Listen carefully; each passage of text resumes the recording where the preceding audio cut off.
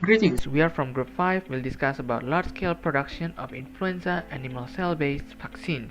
The overall project aims to provide a comprehensive bioprocess review of influenza vaccine production and give insight for COVID-19 vaccine production. In this video, we will begin from upstream processes until downstream processes as follows. The fermentation parameters for the optimized growth of both cell lines should be maintained as shown in the table. Unlike other fermentation processes, the addition of trypsin and microcarriers are essential for cell line infection and proliferation respectively. The scale-up process of influenza vaccine production takes many different types and sizes of bioreactors depending on the cell expansion stage it is at. For a large-scale production, stirred tank bioreactors provide many benefits in that parameters are kept at optimal levels, cultures are homogeneous, the number of batches is decreased, hence reducing manufacturing time and cost. Typically, the size ranges from 2,500 to 5,000 liter, with a total process yield of approximately 35%. This yield is equivalent to a total of 50 to 100 doses of vaccine per liter of cell culture. Next, we are moving to control system, cleaning process, and heat exchanger. Feedback control or closed-loop system is chosen as control system. The reason falls into its high accuracy, resulting immediate corrective action and automated system. Sodium hypochlorite will be utilized as cleaning materials due to its effectivity, common, and cheap in price. External heat exchanger unit can be applied to increase cell mass density. It flows in reticulated movement where medium will be pumped to boiler, then returned back to bioreactor. If harvest time has come, pretreatment can be proceeded. These methods depend on the strain of viruses and what product of inactivated vaccine would be.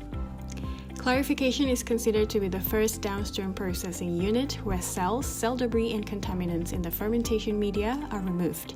Hence, it is regarded as a solid-liquid separation process. Without it, the purification process downstream might be inefficient due to the high viscosity of the suspension, which can limit debris concentration that can be retained, and there are risks of membrane fouling and contamination. Centrifugation is a widely accepted primary method of clarification, which can be continued further by filtration for a higher product recovery yield if economics allow. Product purification and concentration are divided into two categories. They are chromatographic and filtration-based method. Chromatographic method uses absorption chromatography, utilizing VLP's attachment to membrane via van der Waals and steric interaction. It is chosen due to high product concentration and specificity.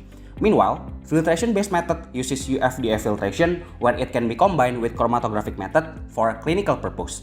It is chosen prior to high product yield and concentration as well as robust end product. Before heading to the formulation, the virus should be inactivated, which then should proceed to sterile filtration. For whole inactivation virus, there are 5 methods to degrade the nucleic acid inside the virus without destroying the lipid membrane. Most visible technique and highly recommended is combined inactivation agent followed by lowering pH. If the previous method degrades nucleic acid, split virus inactivation degrades the whole virus by using Triton or detergent. It is highly recommended to utilize it after adding inactivation agents. Subsequently, sterile filtration must be done to remove unwanted microbes and obtain virus-like protein utilizing small pores. Vaccines are usually stored in glass vials as either a liquid or powder form. Currently, liquid formulation is the most common formulation for vaccines. However, this has posed a problem as controlling a temperature range of 2 until 8 degrees Celsius, referred to as the cold chain, is very important throughout the distribution in order to maintain the stability and potency of vaccine.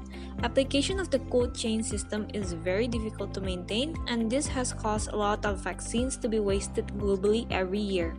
To solve the problems of liquid formulation, powder formulations have been formulated to increase the potency and stability of vaccine products.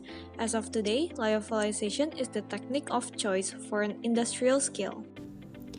We have reached the end of the presentation. Here is an overview of the bioprocess of animal cell-based inactivated influenza vaccine production. It starts with the selection of animal cells and fermenting the cells in bioreactors under optimal and controlled conditions, followed by harvesting after a few days and adding pre-treatments to improve efficiency downstream. Clarification to separate solid from liquid by centrifugation and filtration, purification by adsorption chromatography and ultra or diafiltration for maximum product yield, virus inactivation through agents, lowering pH and detergents, and lastly, forming the vaccines into powder for longer stability and potency. This is the end of our presentation. Thank you for watching. Stay safe and have a good day.